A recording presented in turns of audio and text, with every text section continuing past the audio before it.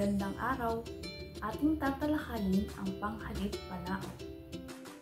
Ang panghalip panao ay uri ng panghalip na humahalili sa ngalan ng tao. Halimbawa, si Binibining Mendez ay isang magaling na guro. Siya ay matiyagang magturo sa amin. Ang pangalan na Binibining Mendez sa unang pangungusap ay pinalitan ng panghalip na siya sa pangalawang pangungusap. Sapagkat ang panghalip na siya ay ipinalit sa ngalan ng tao, ito ay masasabing panghalip panao. May tatlong panauhan ang panghalip panao. Una, ang unang panauhan. Ikalawa, ang ikalawang panauhan.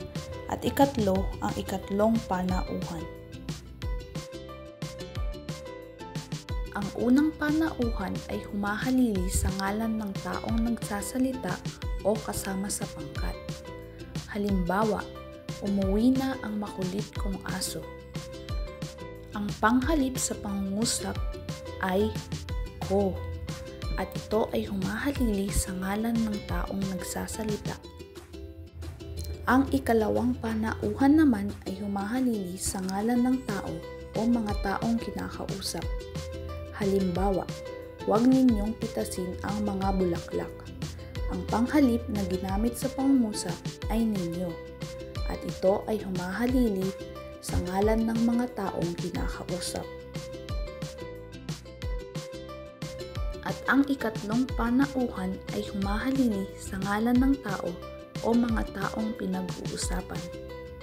Halimbawa, nagsisikap siyang makapagtapos ng pag-aaral. Ang panghalip na ginamit sa pangungusap ay siya, at ito ay humahalili sa ngalan ng taong pinag-uusapan. Naintindihan niyo na ba kung ano ang panghalip panao at ang tatlong panauhan nito?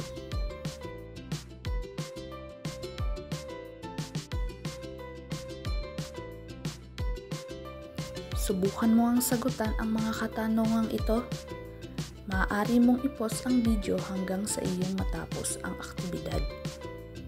Natapos mo na ba ang aktibidad? Magaling! Ngayon naman, tukuyin natin kung tama ang iyong mga sagot. Ang sagot sa unang bilang ay unang panauhan. Ang sagot sa ikalawang bilang ay ikalawang panauhan. Ang sagot sa ikatlong bilang ay ikatlong panauhan. Ang sagot sa ikaapat na bilang ay unang panauhan. At ang sagot sa ikalimang bilang ay ikalawang panauhan.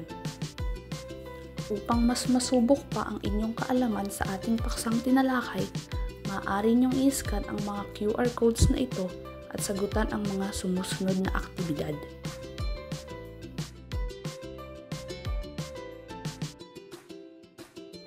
Maraming salamat sa inyong pakikinig.